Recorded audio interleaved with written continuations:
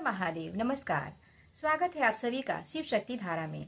तो आज हम बात करने वाले हैं 2026 में वैशाख मास में कौन सा इतवार व्रत रविवार का व्रत बैठाया जाएगा, उद्यापन विधि क्या है, रविवार के शुक्ल पक्ष में कौन से रविवार का व्रत बैठाना उत्तम है, रविवार के व्रत में कौन सा प्रसाद बनाया जाता है और उद्यापन विधि क्या है, पूजा में कौन कौन सी सामग्री शामिल की जाती है। आइए जानते हैं इतवार व्रत के बारे में।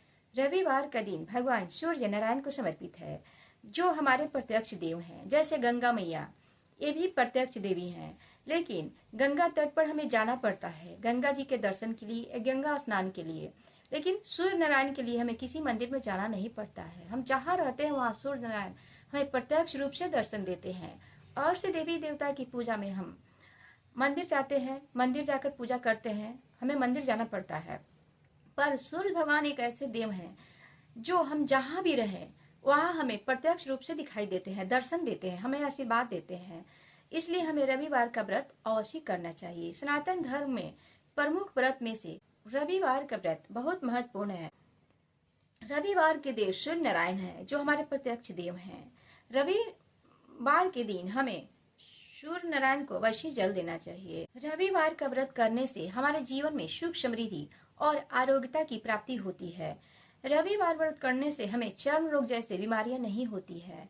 सूर्य नारायण की कृपा से हमारे घर में किसी चीज की कमी नहीं रहती है। तो चलिए शुरू करते हैं। 2026 में वैशाख मास में 4 रविवार हैं, 2 शुक्ल पक्ष में और 2 कृष्ण पक्ष में। शुक्ल पक्ष के रविवार हैं 19 अप्रैल 2026, जो कि अक्षय तृतीया के दिन है, और दूसरा है 26 अप्रैल 2026 को, जो वो भी अत्यधिक शुभ है। दोनों ही रविवार का व्रत अत्यधिक शुभ है। वैशाख मास में 4 रविवार पड़ रहे हैं, 2 शुक्ल पक्ष के हैं और 2 कृष्ण पक्ष के हैं। शुक्ल पक्ष के रविवार हैं जो कि इतवार व्रत बैठाने के लिए अत्यधिक शुभ है। वह है 19 अप्रैल को। 19 अप्रैल को अक्षय तृतीया भी है और एक है 26 अप्रैल को। दोनों ही इतवार व्रत बैठाने के लिए शुभ है। आप किसी भी इतवार व्रत बैठा सकते हैं, किसी भी दिन इतवार रविवार का व्रत बैठाया जा सकता है। अब जानते हैं इसकी विधि। और पंचक पहले ही समाप्त हो रहे हैं। पंचक 13 अप्रैल से शुरू होकर 17 अप्रैल तक है। पंचक 13 अप्रैल सोमवार को शुरू हो रहा है और 17 अप्रैल को समाप्त हो रहा है। पंचक 13 अप्रैल सोमवार को सुबह 3:44 से शुरू हो रहे हैं और 17 अप्रैल 2026 को शुक्रवार को 12:02 तक रहेगा। इस पंचक की विशेषता यह है कि यह सोमवार से शुरू हो रहा है, इसीलिए इसे राज पंचक कहा जाता है।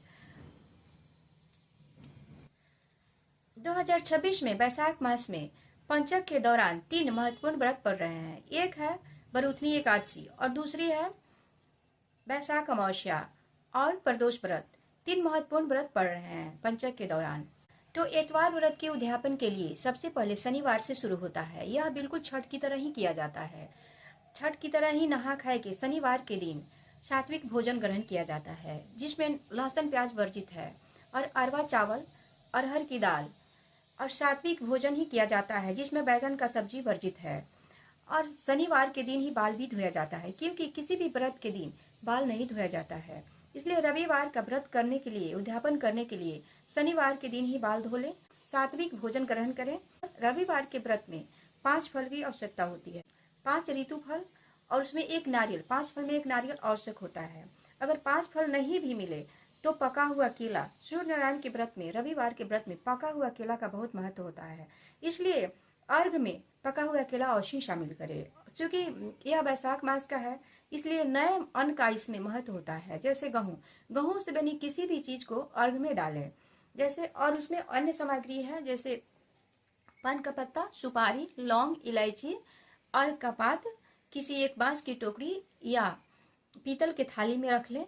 सारे सामग्री को रख लें, पका हुआ केला, और हाँ, गेहूं से बने कोई भी पदार्थ, जैसे गेहूं से बने लड्डू, पूरी या मालपुआ बना लें या ठेकुआ बना लें।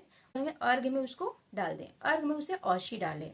अर्घ के लिए एक चौड़ा सा कटरा ले लें या चौड़ा बर्तन कोई भी ले लें, उसमें पानी भर लें। अगर मिट्टी हो तो उसी में मिट्टी में पोखर बना लें, अगर मिट्टी नहीं हो तो चौड़ा कटरा हो या कोई भी चौड़ा मुंह वाला कोई भी बर्तन ले लें और उसमें पानी डाल दें। पानी डाल के फूल वगैरह उसमें डाल दें और घाट को सिंदूर या चंदन से उसको टीका लगा दे। टीका लगाने के बाद घाट का पूजन करें। फूल अक्षत जो भी सामग्री है, प्रसाद थोड़ा चढ़ा के मीठा, इसमें गुड़ का बहुत ज्यादा महत्व होता है, इसलिए गुड़ औसी अर्घ में शामिल करें और गुड़ से पोखर की पूजन कर दे। पोखर की पूजा करने के बाद भगवान सूर्य नारायण को तांबे के लोटे में जल, उसमें लाल अक्षत, लाल फूल और गुड़ थोड़ा सा डाल लें और उसमें लौंग, इलायची, पान का पत्ता डाल लें और डाल के भगवान सूर्य नारायण को अर्घ दें। अर्घ देने के बाद फिर उस पोखर में जो भी सामग्री हमने अर्घ के लिए तैयार किया है उसे सूर्य नारायण को अर्घ दें। उस पोखर के जल से अर्घ दें, जैसे कि छठ व्रत में दिया जाता है। फल से भगवान सूर्य नारायण को अर्घ दें। इस दिन नमक का सेवन बिल्कुल भी नहीं करें और इस दिन एक दिन भोजन किया जाता है। किसी भी समय में भोजन में गुड़ से बने खीर और गेहूं से बने रोटी, इसमें नए अन्न का ज्यादा महत्व होता है क्योंकि इस साल में नया अन्न होता है, इसलिए इसमें गेहूं का कोई भी चीज अवश्य शामिल करें। गेहूं की रोटी और गुड़ से बनी खीर प्रसाद के रूप में इसमें ग्रहण किया जाता है। उसके बाद उद्यापन के लिए भगवान सूर्य नारायण से अर्घ देने के बाद भगवान सूर्य नारायण से प्रार्थना करें कि हम इस व्रत का उद्यापन कर रहे हैं। आपके मन में जो भी हो अपनी भाषा में सूर्य नारायण से प्रार्थना करें, क्षमा प्रार्थना करें, उनसे भूल चूक के लिए क्षमा प्रार्थना कर लें। उसके बाद एक आहुति देने के लिए अग्नि ज्वलित कर लें। अग्नि ज्वलित करके या हो सके तो खीर का 108 आहुति दें। ओम सूर्याय नमः या किसी भी सूर्य मंत्र से 108 बार दें। अगर खीर नहीं हो तो धूप, जो भी सामग्री आपके पास हो, धूप 108 बार सूर्य नारायण को अर्घ दें और उसके बाद थोड़ी सी खीर से डाल दें। उसके बाद सूर्य नारायण का नेवज निकालें। नेवज निकालने के लिए केले के पत्ते में रोटी और थोड़ी सी खीर, जो गुड़ से बनी खीर प्रसाद के रूप में, उसमें डालें। पका हुआ केला डाल लें और उसमें से थोड़ा सा निकाल कर भाग अग्निदेव को दे दें। अग्निदेव को डाल दें। ये सारी पूजन हो जाए तो फिर से सूर्य नारायण से भूल चूक के लिए क्षमा प्रार्थना करें और अंत में भोजन करें। भोजन एक ही समय करें। इतवार व्रत में एक ही समय भोजन किया जाता है। अगहन में जो इतवार व्रत उठाया जाता है उसमें भी एक ही समय भोजन किया जाता है और ये लास्ट वाला, अंतिम वाला इतवार में भी, रविवार में भी एक ही समय भोजन किया जाता है। बीच वाला रविवार में एक बार 2 बार भोजन कर सकते हैं नमक त्याग कर, लेकिन इस व्रत में एक ही बार भोजन किया जाता है। इस साल का दोनों ही रविवार अत्यधिक शुभ है। एक तो अक्षय तृतीया में है। इस दिन किया गया दान पुण्य अक्षय होता है, अक्षय पुण्य की प्राप्ति होती है। इस दिन नया कार्य के लिए अत्यधिक शुभ होता है। इस दिन कोई भी नया कार्य किया जाता है, कोई भी शुभ काम करने की शुरुआत किया जाता है जो कि सफल माना जाता है। इस दिन का किया हुआ कार्य कोई भी असफल नहीं होता है, ऐसा धार्मिक मान्यता है।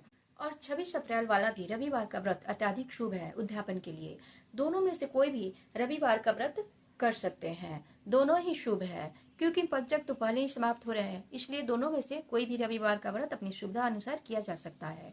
रविवार का दिन भगवान सूर्य नारायण को समर्पित है। रविवार का व्रत करने से भगवान सूर्य देव अत्यधिक प्रसन्न होते हैं और हमें मनवांछित फलों की प्राप्ति होती है। सूर्य नारायण से जो भी प्रार्थना की जाती है सूर्य नारायण अवश्य पूर्ण करते हैं, इसलिए रविवार का व्रत सनातन धर्म में अवश्य करना चाहिए। रविवार का व्रत करने से सुख समृद्धि, रोग से मुक्ति मिलती है, धन संपत्ति की बढ़ोतरी होती है। माँ लक्ष्मी सदा सदा के लिए हमारे घर में निवास करती हैं क्योंकि सूर्य देव तो प्रत्यक्ष देव हैं। सूर्य देव सभी के देव हैं। बिना सूर्य के इस दुनिया का क्या होगा? अंधकार। एक दिन सूर्य भगवान नहीं आते हैं अपने समय पर तो अंधकार हो जाता है। हम जो भी हासिल करते हैं सूर्य नारायण की कृपा से ही प्राप्त होता है क्योंकि सूर्य नारायण अपना प्रकाश हर जगह फैलाते हैं। उसी तरह हमारे जीवन में भी भगवान सूर्य नारायण प्रकाश फैलाएंगे। इसलिए हमें रविवार का व्रत, इतवार का व्रत अवश्य करनी चाहिए।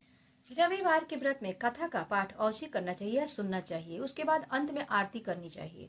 आरती करने के बाद ही व्रत पूर्ण होता है, पूजा पूर्ण होता है। किसी भी व्रत की पूजा अगर विधि विधान से नहीं किया जाए तो उपवास करने का कोई महत्व नहीं रह जाता है, जब तक कि हम व्रत पूरे विधि विधान से नहीं करें। आप सभी से अनुरोध है कि अगर वीडियो अच्छी लगी हो तो चैनल को सब्सक्राइब करें और वीडियो को लाइक अवश्य करें। आपकी एक लाइक से हमारा मनोबल बढ़ता है। सो प्लीज, आप नए हैं तो वीडियो को लाइक और शेयर अवश्य करें, साथ ही सब्सक्राइब भी करें। जय सूर्य नारायण। हर हर महादेव।